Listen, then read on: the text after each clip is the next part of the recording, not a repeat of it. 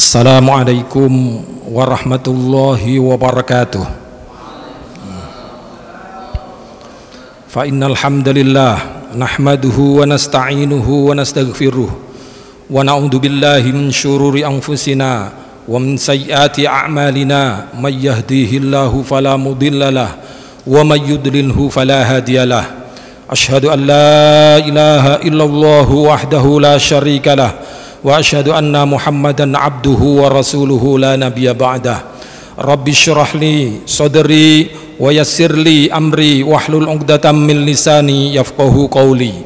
Subhanaka la ilma lana illa ma 'allamtana innaka antal alimul hakim wa la haula wa la quwwata illa billahil aliyyil azim. Allahumma salli ala sayyidina Muhammadin afdalas salawat wa anmal barakat wa azkat tahiyat fi jamil awqat ala asyrafil makhluqat sayyidina wa maulana Muhammadin akmali ahlil ardi was samawat wa sallim alaihi rabbana azkat tahiyat fi jamil khatarati wal lahadat amma ba'd.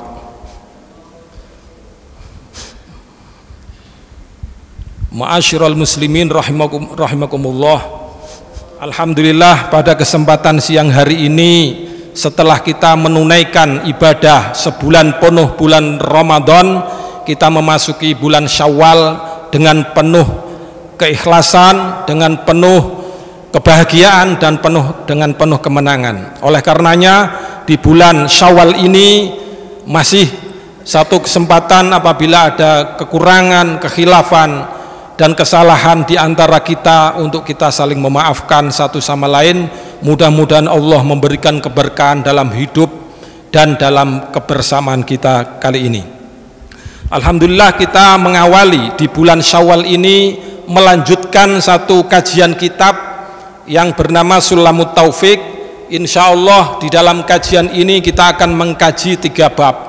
Yang pertama tentang riba, definisi dan segala macam bentuk-bentuknya, dan yang kedua tentang jual beli transaksi dengan macam bentuk-bentuknya, dan juga yang ketiga terkait masalah barang peninggalan mayit atau jenazah di antara keluarga kita, kalaupun itu ada keluarga kita yang meninggal dunia meninggalkan harta bendanya untuk apa itu kira-kira. Mudah-mudahan itu bisa tercapai 3 tema yang akan kita bahas kali ini. Oleh karenanya, karena pentingnya tentang riba, saya juga mengkaji di dalam kitab Sulamut Taufik ini, saya padu padankan dengan kitab namanya Anwarul Masalik. Ada penjelasan-penjelasan di dalam teknis operasional tentang riba, definisi dan juga jual beli apa itu ada di dalam kitab fikih secara khusus yang ditulis oleh Imam Al-Ghamrawi dari Mesir. Saya padu padankan karena di dalam kitab Sulamut Taufik tentang masalah riba disebut hanya sedikit, tetapi pada prinsip pokoknya telah mengena di dalam prinsip utama di dalam riba dan kategori-kategorinya. Oleh karenanya, mengapa riba dan jual beli ini menjadi penting untuk kita perhatikan bersama? Seiring itu karena ada penjelasan secara khusus dari Al-Quranul Karim menjelaskan tentang haramnya riba dan menjelaskan tentang halalnya jual beli. Riba disebut berbagai macam surat disebut, dan secara khusus di dalam surat Al-Baqarah disebut ayat 175, 176 dan 178. Ini secara khusus saya akan menyebut tentang riba karena ini menjadi penting. A'udzubillahi minasyaitonirrajim. Bismillahirrahmanirrahim. Alladzina ya'kuluna riba la yaqumuna illa kama yaqumul ladzi yatakhabbathu syaitanu minal mas. Dzalika bi annahum qalu innamal bai'u mislur riba wa ahallallahu al-bai'a wa harramar riba. Faman ja'ahu mau'izatun mir rabbih fantaha falahu ma salaf wa amruhu ila Allah wa man 'ada fa ulaika ashabun nari hum fiha khalidun. Pentingnya untuk menjelaskan tentang riba, larangan-larangan riba, dan penjelasan tentang bolehnya akad jual beli.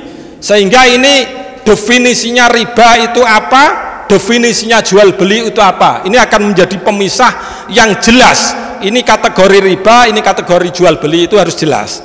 Ini salah satu ayat yang menjelaskan tentang masalah itu. Kemudian ayat berikutnya disusul 176. Al-Baqarah juga menyebutkan yamhaqullahu riba wa yurbis shadaqat wallahu la yuhibbu kulla kaffarin asim. Yang pertama menjelaskan tentang orang-orang yang memakan harta benda yang terdiri dari riba, maka ia tidak dapat berdiri seperti berdirinya, dia tidak dapat berdiri kecuali berdirinya itu seperti orang yang kesurupan, kena imbasnya dari setan yang ikut menjelajahi dalam pikiran dan benaknya, sehingga dia pontang-panting, dia tidak mendapatkan hidup yang bahagia. Dia pasti akan mendapatkan kehidupan yang pontang-panting, yang kemudian itu karena efek daripada perjalanan dia di dalam menjalankan kehidupan bersinggungan dan selalu beririsan dengan riba. Itu dijelaskan dalam Al-Quran, diterangkan wa ahallallahul bai'a wa harramar riba. Allah telah menghalalkan bentuk jual beli dan mengharamkan riba. Ini salah satu tendensi atau penjelasan yang di dalam Al-Quran. Kemudian disebut ayat berikutnya, Allah akan memusnahkan riba dan juga menyuburkan sedekah. Yamhaqullahu riba wa yurbis shadaqat. Riba kalau itu dijalankan secara terus menerus, maka dia akan menjadi musnah. Musnah ini di dalam kitab Ibnu Katsir menjelaskan kemusnahan riba, barang-barang riba ini bisa berarti barangnya ini tidak dapat dimanfaatkan pada hari tua kelak orang yang menjalankan riba itu, atau secara khusus barang-barang itu dihentikan dan juga tidak dimanfaatkan oleh anak cucunya. Itu kira-kira dari pendapat Ibnu Katsir. Kemudian ayat berikutnya menjelaskan, ya ayyuhalladzina amanu taqullaha wa daru ma baqiya minar riba in kuntum mu'minin. Wahai orang-orang yang beriman, takutlah kalian semua dan takutlah kepada Allah dan tinggalkan hal-hal yang terkait masalah riba jika kalian mengaku sebagai seorang mukmin. Abdullah bin Mas'ud, salah satu sahabat Rasulullah, ahli tafsir, menafsirkan setiap ayat Al-Quran yang diredaksikan dengan kata-kata ya ayyuhalladzina amanu, itu menunjukkan betapa besar dan pentingnya perintah ataupun larangan Allah. Ayat-ayat Al-Quran yang menjelaskan tentang ya ayyuhalladzina amanu, apapun surat-surat di dalam Al-Quran, termasuk di dalam surat Al-Baqarah yang lain tentang puasa, misalkan ya ayyuhalladzina amanu kutiba alaikumussyam, dimulai dengan kata-kata ya ayyuhalladzina amanu, ini menunjukkan pentingnya perintah Allah ataupun larangan-larangan yang dilarang oleh Allah. Itu menunjukkan hal itu. Panggilan-panggilan biasa bukan menggunakan ya ayyuhalladzina amanu, mengandung arti yang biasa. Contohnya ya Muhammad, wahai Muhammad, ya Abul Qasim, ya siapa, ya Soeharto, ya Soekarno, itu panggilan biasa. Tetapi kalau ketika dipanggil dalam Al-Quran menggunakan kata ya ayyuhalladzina amanu, ini menunjukkan pentingnya panggilan Allah terhadap orang yang diperintahkan untuk menjalankan atau diperintahkan untuk meninggalkannya. Ini menurut dari Abdullah ibnu Mas'ud. Di sini dijelaskan bahwa orang beriman diminta untuk takwa kepada Allah dan meninggalkan bentuk-bentuk riba. Di sini dijelaskan seperti itu. Bahkan di dalam salah satu hadis Nabi menjelaskan, Nabi Muhammad wanti-wanti. Wanti-wanti itu apa?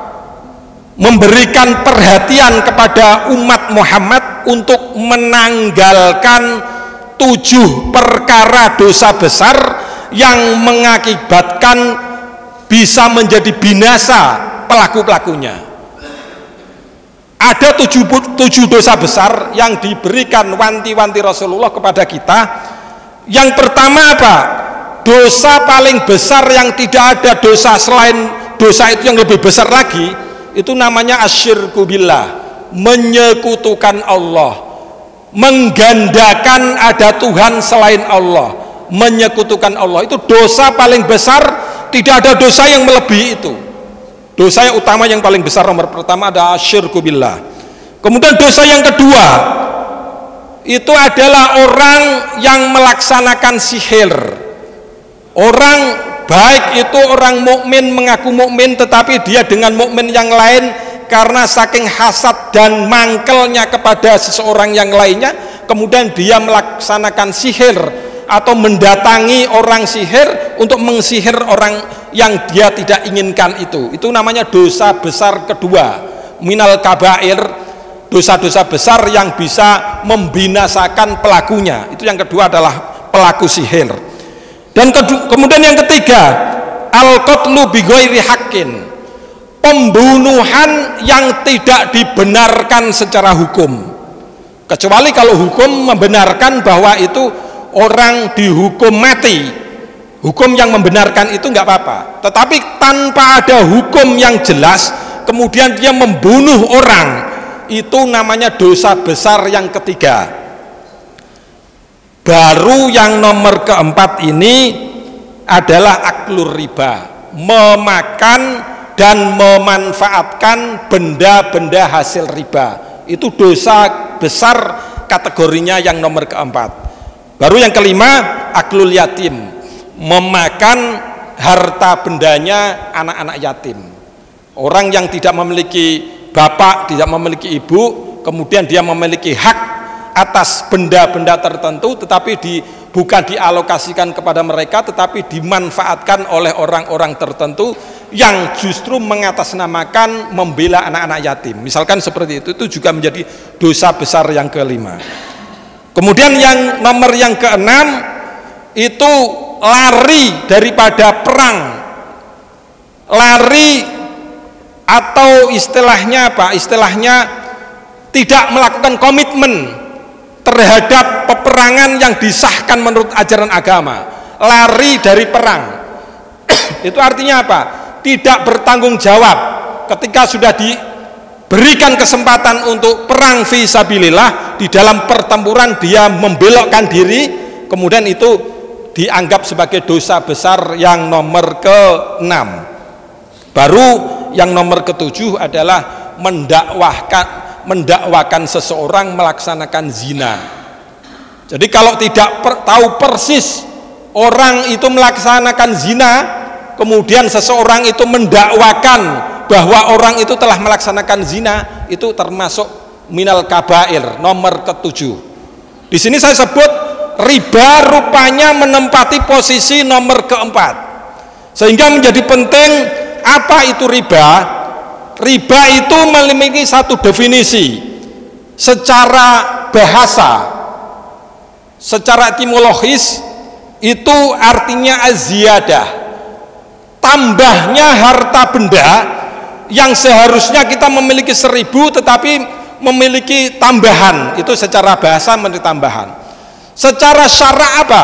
Secara syara adalah muqabalatu iwadin bi ukhra, muqabalatu iwadin bi akhar majhulin al mumasil fi mi'yari syar'i halatal aqdi au ma'a ta'khirin fil iwadaini au ihdahuma. Secara garis besar adalah barter untuk memberikan sesuatu kepada pihak lain dengan bentuk penambahan, baik itu pola pinjaman maupun modal usaha yang dibebankan akibat sebagaimana karena dia melakukan penundaan pembayaran yang sudah disepakati bersama. Artinya apa?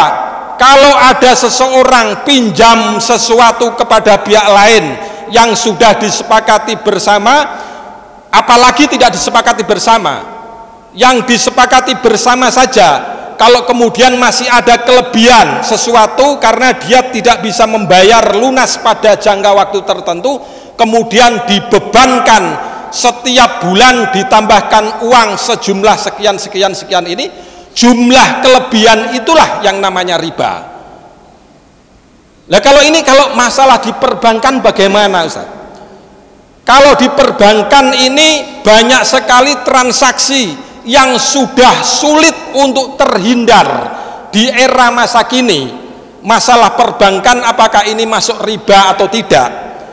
Saya pernah bertemu secara langsung ulama besar namanya Syekh Wahbah Zuhaili dari Syria. Pada saat bersamaan di sore harinya, di malam harinya saya bertemu juga dengan seorang ulama ahli fikih di Indonesia namanya Al-Ustadz Dr. Muhammad Sahal Mahfud. Dua pendapat ulama yang sangat berbeda dan sangat kontras, tetapi pendapat ulama ini mendapatkan rahmat kepada kita semuanya, bahwa perbedaan antara ulama ini memberikan rasa hormat satu di antara yang lainnya, tetapi memberikan solusi kepada masyarakat setempat.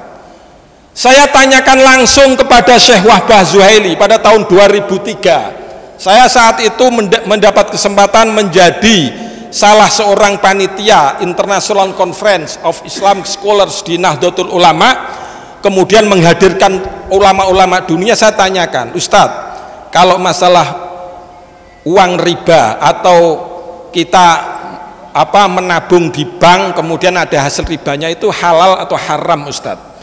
Secara mutlak itu haram, dia bilang begitu.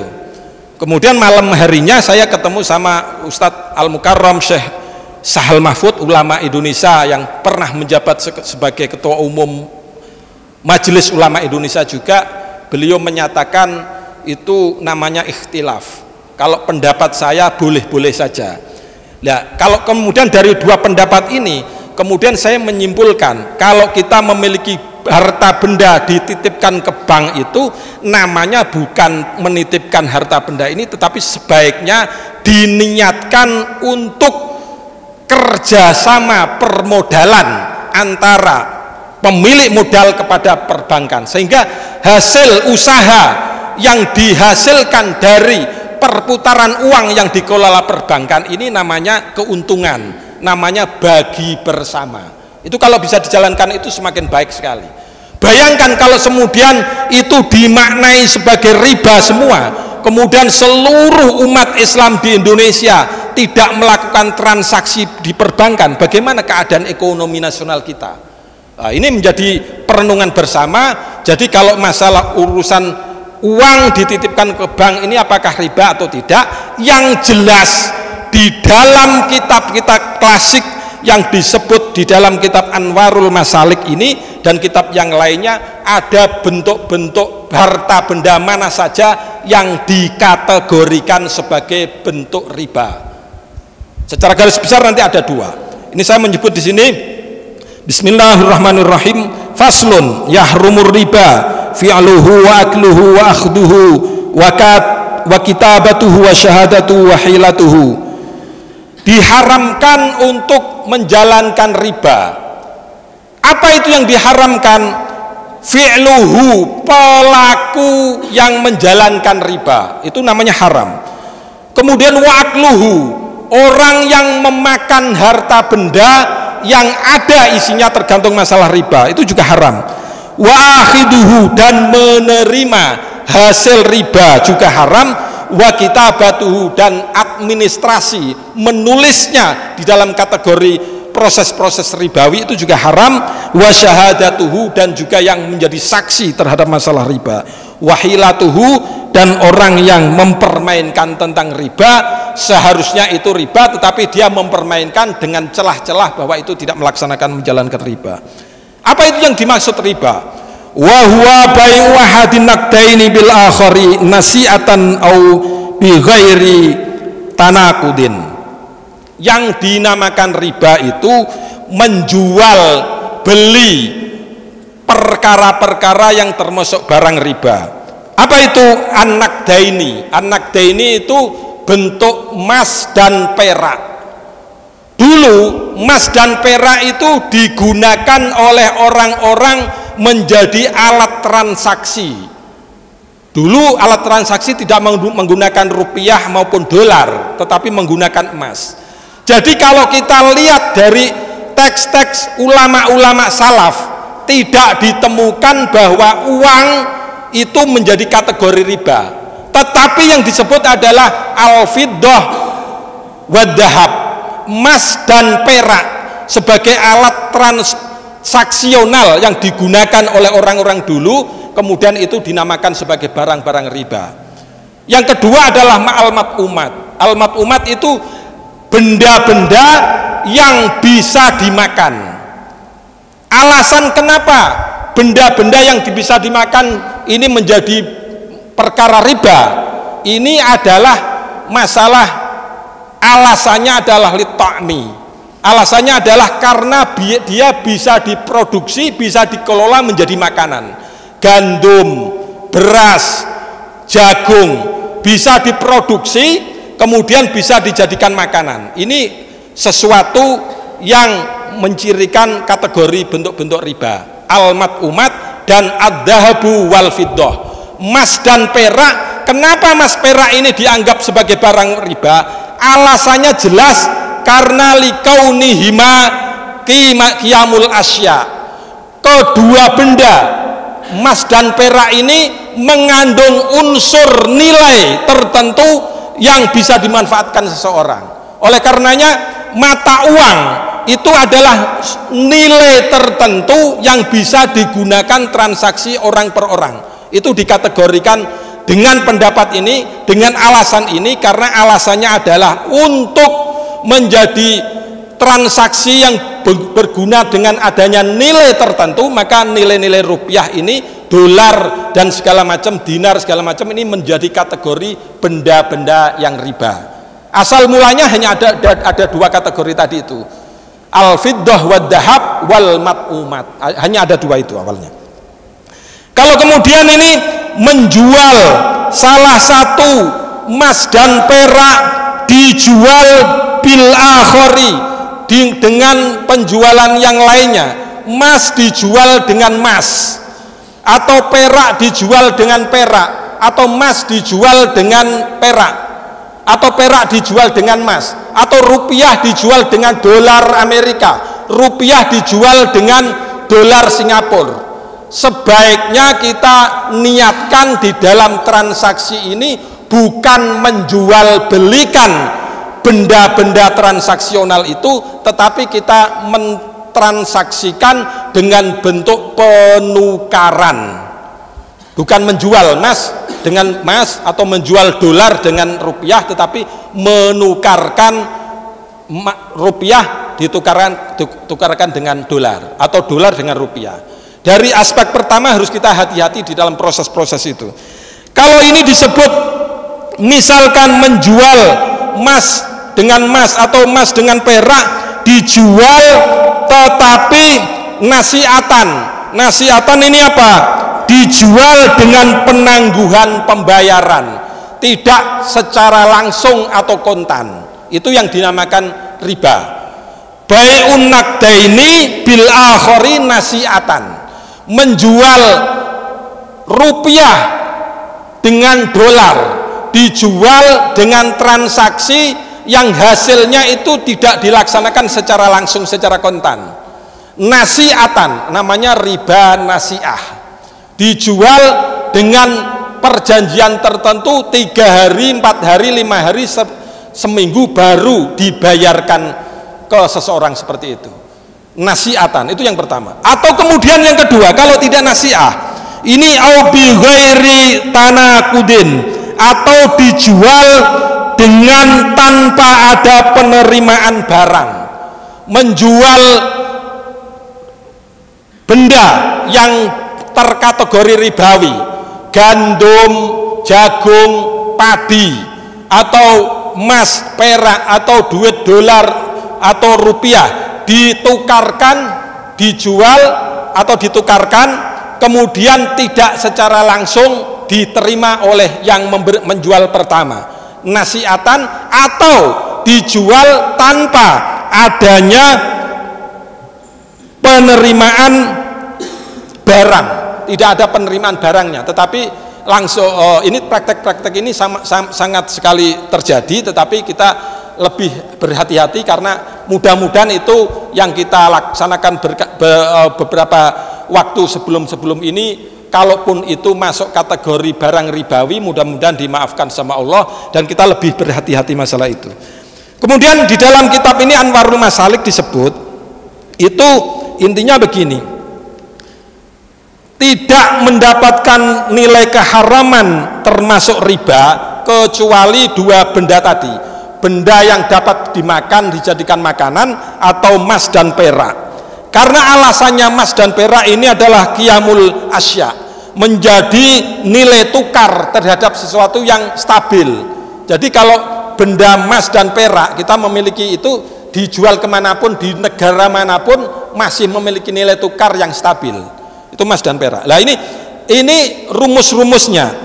Ingkana fi jinsi salah satu syurutin. Kalau jual belinya ini adalah kategori bentuk yang sama, emas dijual dengan emas, itu syaratnya ada 3. Atau perak dijual dengan perak, itu syaratnya ada 3. Atau rupiah dijual dengan mata uang asing yang lain, itu syaratnya ada 3. Yang pertama ada apa? Agar ini menjadi sah. Yang pertama adalah al-mumasalatu fil qadri, persamaan nilai atau kadarnya. Kalau 10.000 dijual juga 10.000 dengan mata uang yang lainnya. Atau misalkan emas nilainya 5 gram, yang satu juga emas juga nilainya 5 gram, kalau bentuknya sama. Yang pertama adalah al-mumasalatu fil qadri. Yang kedua, at-taqabud qabla tafarruq. Ini apa? Harus ada transaksi secara langsung sebelum dia pisah dari tempat transaksinya. Transaksi berdua langsung, dan itu sebelum pisah, itu namanya syarat yang kedua. Yang ketiga adalah al-hululu, dibayar secara kontan. Kalau kita membeli emas, sebaiknya kita membayar secara kontan. Tidak boleh setengah harga dulu kita bayar, setengah lagi adalah pada yang berikutnya. Itu salah satu contohnya. Kalau bentuknya berbeda, kalau emas dijual dengan perak bagaimana, atau rupiah dijual dengan emas bagaimana, bentuknya berbeda, itu syaratnya ada 2. Yang pertama al-hululu, dibayar secara kontan. Dan yang kedua at-taqabud qabla tafarruq, harus ada serah terima transaksi itu secara langsung, interaksi transaksi secara langsung. Itu syaratnya kalau berbeda bendanya. Kalau makanan dijual dengan duit bagaimana? Secara lahir langsung boleh. Kalau makanan gandum dijual dengan perak bagaimana? Berbeda jenisnya. Ini berarti syaratnya harus ada 2. Dijual harus secara kontan, dan juga transaksi yang dilakukan ini harus interaksi secara langsung, tidak boleh memakai online segala macam. Kalau ini menghindari hal-hal yang terlibat di dalam konsepsi agar kita tidak terkena masalah dampaknya riba. Ya, kalau kemudian seterusnya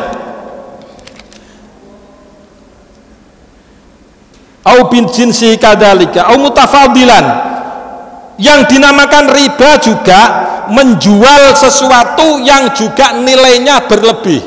Contohnya misalkan dalam praktek lebaran, orang yang agak lumayan mendapatkan rezeki yang cukup menukar duit rupiah 10 ribuan berjumlah 100 biji. Kalau 100 biji mungkin 10 juta ya kira-kira ya. Kemudian ditukar 100 juta ya, 10 juta ya, 100 ribu, 10 ribu kali 100 berapa? 10 lah kira-kira 10, tetapi orang yang mendapatkan duit itu dia 11 juta maupun 12 juta. Nah, itu ada lebihnya itu namanya riba mutafadilan.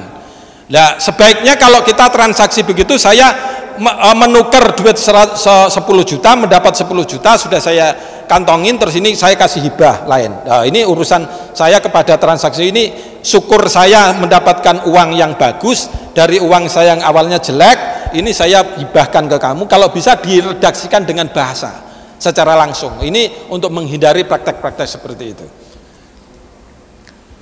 wal mat'umat ba'duha bi ba'di kadalik. Ini tadi sudah saya jelaskan secara garis besar. Ini definisi tentang masalah riba. Sekarang ini tentang jual beli bagaimana? Berarti jual beli selain daripada bahan-bahan pokok makanan, selain daripada emas dan perak, dan selain mata uang, berarti itu namanya jual beli biasa. Itu yang dikategorikan wa ahallallahul bai'a. Allah telah menghalalkan jual beli selain jual beli yang dikategorikan barang-barang riba tadi. Jual beli, definisinya jual beli apa? Jual beli itu artinya secara bahasa muqabalatu syai'in bi syai'in, barter benda dibarter dengan benda lain selain benda-benda yang kategori ribawi. Tadi ribawi sudah saya jelaskan, perlu saya sebut kembali, adalah al-mat'umat, benda-benda apa saja yang dijadikan sebagai bahan pokok makanan, itu kategori benda-benda ribawi. Kemudian emas dan perak, kenapa uang menjadi bagian dari emas dan perak itu? Karena alasan kenapa benda ribawi itu emas dan perak, karena mendapatkan likaunihima qiyamul asya, mendapat nilai standar tertentu untuk menukarkan tertentu dengan nilai tertentu, itu mata uang. Selain daripada itu berarti namanya jual beli.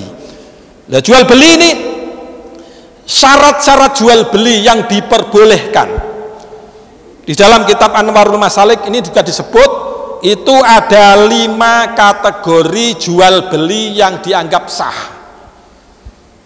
Berarti ada jual beli yang tidak sah. Nah, kalau kita ingin menjual beli yang menjadi standar sah, yang pertama adalah benda yang dijual ini harus benda yang suci, tohiron.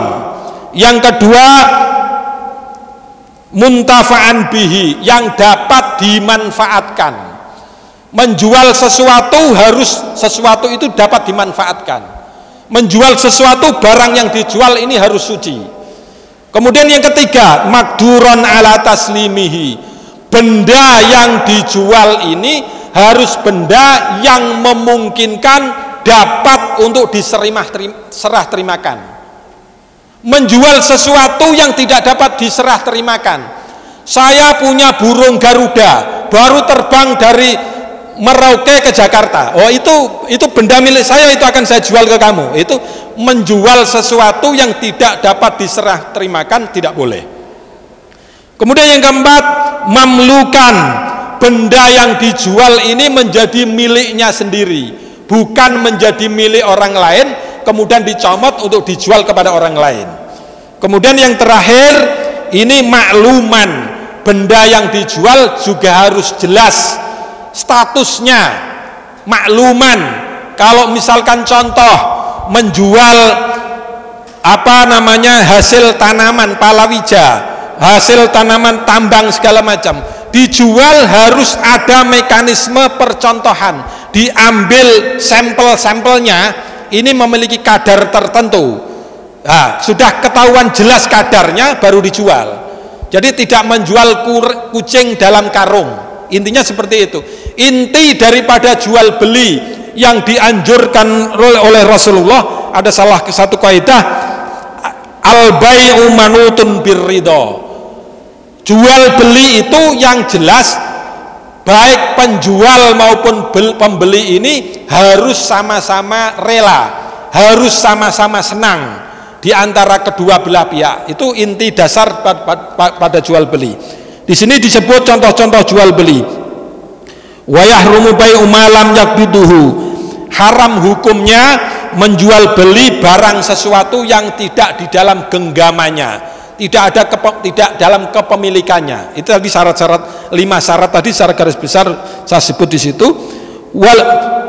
Wallahmu billahmi, menjual daging dijual dengan daging yang lain. Saya memiliki ayam, saya akan menjual ke Bapak berupa daging sapi, ayam dijual dengan sapi. Nah, ini menjual daging dengan daging, baik yang hidup dengan hidup, baik yang hidup dengan yang mati, baik yang daging mati dengan daging yang mati, menjual daging dengan daging. Ini karena itu tadi, karena umat ini daging bagian yang diolah bisa dimakan menjadi bentuk bagian daripada proses ribawi. Jadi menjual perkara yang sama jenisnya ini tidak boleh. Jadi konsep-konsep dasar seperti itu. Kemudian yang wadainu bidaini, menjual hutang dengan hutang. Saya hutang 100.000 kepada Ustadz misalkan, kemudian saya hutangkan kembali kepada yang lain. Hutang dijual dengan hutang, tidak boleh.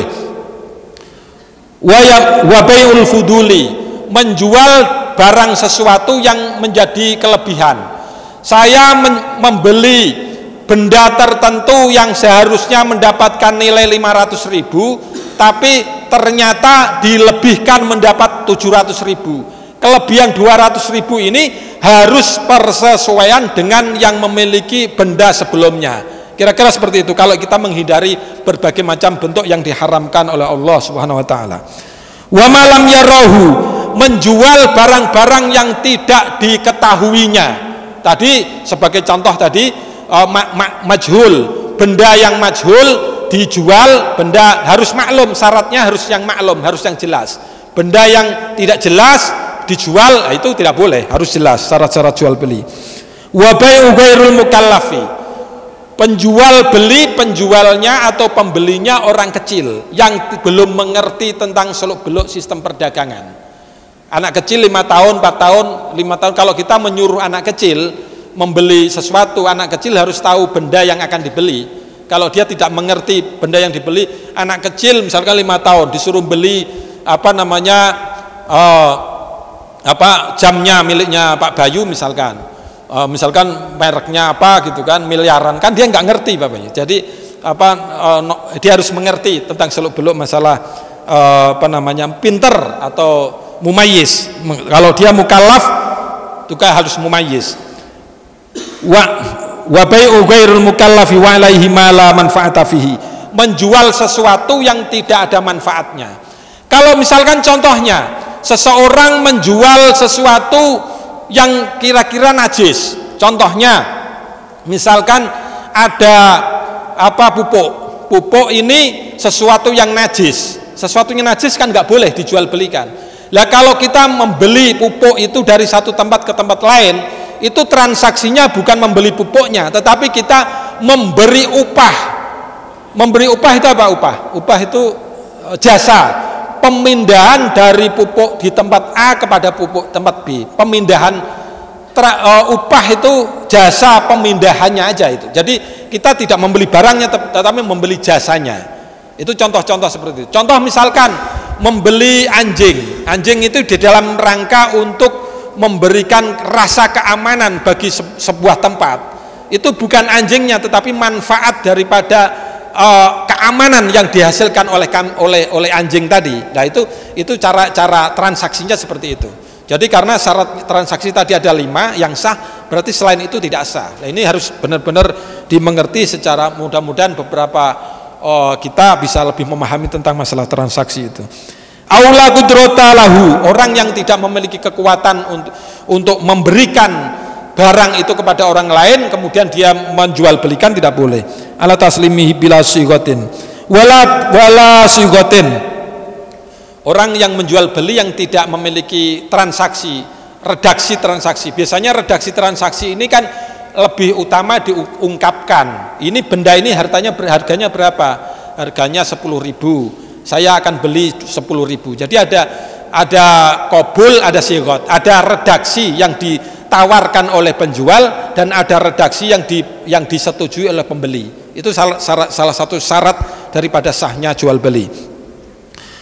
Kemudian wa bai'u ma la yadkhulu tahtal milki kal hurri wal ardil mawat, menjual belikan sesuatu yang tidak memiliki tidak menjadi miliknya. Contohnya ada gunung yang belum disertifikatkan, gunung itu milik siapa segala macam diakui miliknya, kemudian dijual kepada pihak-pihak lain. Ini kan administrasinya belum, penguasaannya belum, dan juga itu belum milik siapa kemudian dijual kepada orang lain. Itu banyak sekali terjadi di berbagai macam tempat-tempat pariwisata. Itu banyak sekali kejadian, ini laut ini milik saya. Oh, jual laut itu juga dalam kategori ini berarti masuk ardul mawat. Di dalam fikih klasik sudah disebut menjual laut tidak boleh karena itu milik privat, milik publik, tidak boleh menjadi privat. Itu dalam kategori fikih klasik sudah dijelaskan. Wa ardul mawat namanya. Wa bai'ul majhul wa najsi kal kalbi wa kullu muskirin, menjual barang-barang yang memabukkan itu juga enggak boleh. Wa yahrumu kat tambur wa yahrumu bai'u syai'il halal at-tahir ala man ta'allama annahu yurid ay ya'siya bihi. Bahkan menjual barang-barang yang halal hukumnya, yang tidak najis, yang murni, ini benda ini halal milik saya sendiri, tetapi saya jual kepada orang lain. Kalau kita meyakini pembeli itu untuk melakukan tindak pidana, maka itu tidak boleh. Contohnya misalkan ada Pak polisi kita ini punya pistol misalkan dijual kepada orang lain penjahat, diberikan pistol, diberikan hal transaksi tertentu. Dia tahu bahwa penjahat itu akan melakukan kejahatan-kejahatan. Itu menjual sesuatu yang halal, tetapi penjualnya tahu kalau itu akan digunakan untuk melaksanakan tindak pidana. Dijual kepada orang-orang yang tidak mengakui NKRI. Di Papua misalkan banyak selundupan senjata api, dijual kepada orang rival lain yang ingin mengganggu stabilitas keamanan dalam negeri, dijual dengan harga besar. Biasanya itu harganya besar, sehingga itu banyak terjadi. Dan ini tantangan-tantangan kita, karena itu tidak boleh menjual sesuatu barang yang sah, yang legal, dijual kepada pihak lain, tetapi dia tahu barang itu akan digunakan untuk melakukan tindak pidana kejahatan. Itu tidak boleh. Wa bai'ul asya'al muskirati wa bai'ul mu'ib bila idharin li'aibihi. Orang ini menjual kucing dalam karung tadi, kalau menjual belikan, kalau tahu cacatnya harus dilihatkan cacatnya lebih bagus. Ini HP saya akan saya jual 5 juta, tapi ini cacatnya di sini. Jadi biar pembelinya tahu itu ada cacatnya, itu lebih bagusnya dijelaskan sejak awal. Jadi pembelinya tidak getun, tidak getun itu apa? Getun tidak kecewa di kemudian hari. Wala tasihu qismatu tirkati mayyitin. Ini masalah riba, kemudian masalah jual beli. Ini sedikit saja tentang masalah harta benda yang ditinggalkan oleh mayit. Kalau kita memiliki orang tua, memiliki saudara yang meninggal, tetapi harta bendanya banyak, ini gimana cara mentasarrufkan, cara melakukan transaksi harta-harta benda yang lainnya. Wala tasihu qismatu tirkati mayyitin, tidak sah untuk membagi peninggalan mayit ini kecuali dibagi dengan cara-cara tertentu. Wala bai'u syai'in minha, tidak boleh dijual belikan. Malam tuwaffa duyunuhu wa wasahu, selama mayit itu memiliki hutang piutang kepada orang lain, maka orang-orang yang memiliki utang piutang dipanggil untuk diberikan hutangnya oleh keluarganya. Jadi biasanya orang-orang Indonesia kalau keluarganya meninggal dunia, sebelum dimakamkan diumumkan kalau memang ada hutang piutang dari mayit, dari bapak, dari keluarga kami ini, tolong berkenan untuk menghubungi keluarganya.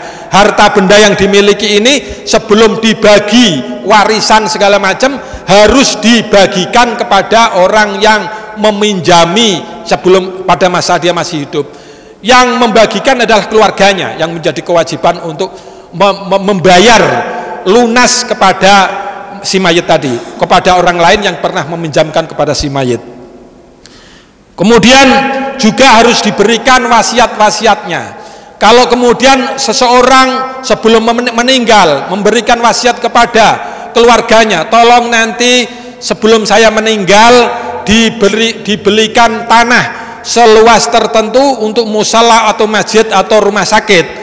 Nah itu dia punya harta benda banyak, maka wajib hukumnya bagi ahli warisnya itu menunaikan wasiat yang disampaikan oleh si mayit tadi sebelum itu benda-benda itu dibagi rata kepada ahli warisnya, dibagi yang kepada yang lain. Kemudian waktu khrajul ujratu hijjatin wa umratin in kana alaihi illa ayyuba'a syai'un liqada'i hadil asya. Jadi kalau kemudian orang kaya belum menjalankan ibadah umroh maupun haji, umroh itu wajibnya seumur hidup sekali, haji juga wajibnya sekali. Kalau tidak bisa haji seumur hidup, bisa menjalankan umroh seumur sekali. Orang kaya belum sempat melaksanakan ibadah umroh dan haji, memiliki kekayaan besar, kemudian dia meninggal, keluarganya ada yang pernah mendapatkan ilmu pengkajian, itu belum melakukan ibadah haji maupun umroh, diumrohkan dan dihajikan, dibadalkan dengan badal tertentu, dengan nominal tertentu sebelum harta benda ini dibagi menjadi harta warisan. Tidak boleh dijual belikan, apalagi juga diwariskan. Fatirkatu kamarhunin bidzalika karokikin hatta lau ya'khudhu danikin la yasihu bai'uhu hatta yu'addiya ma biraqabatihi au biidnil gharim fi bai'ihi. Jadi harta benda peninggalan ini hukumnya kayak pegadaian. Jadi ditebus dulu, baru setelah selesai baru dibagi-bagi. Itu secara garis besar, secara harta seseorang memiliki harta benda yang banyak kemudian meninggal, itu ahli warisnya harus mengerti kalau dia belum haji belum umroh, dihajikan dan diumrohkan. Kalau dia memiliki hutang kepada orang-orang lain, orang yang memiliki hutang piutang itu harus dilunasi. Itu kira-kira yang ingin saya sampaikan. Ini terlalu panjang, mudah-mudahan tidak masalah, tapi insya Allah sedikit banyak ada manfaatnya. Apa yang kita kaji satu persatu insya Allah nanti juga akan hatam. Ini kitab ini sudah merangkai pada bab terkait transaksi jual beli dan transaksi muamalah yang lain. Nanti selanjutnya di dalam kajian-kajian berikutnya tentang masalah kajian tasawuf, apa itu maksiat mata, maksiat hati, maksiat telinga, segala macam itu nanti dijelaskan pada bab-bab berikutnya. Yang pertama tentang masalah akidah sudah dijelaskan secara syariah, telah dijelaskan masalah puasa, haji, sholat yang kajian sebelum-sebelumnya. Ini masalah transaksi antara hubungan manusia dengan manusia. Setelah selesai nanti tentang kajian tentang ihsan, tentang tasawuf di dalam kitab yang kecil ini. Demikian yang kita sampaikan, mudah-mudahan ada manfaatnya. Wallahul musta'an. Wallahul musta'anu ala ma tasifun. Wallahul muwaffiq ila aqwamit thoriq. Wassalamualaikum warahmatullahi wabarakatuh.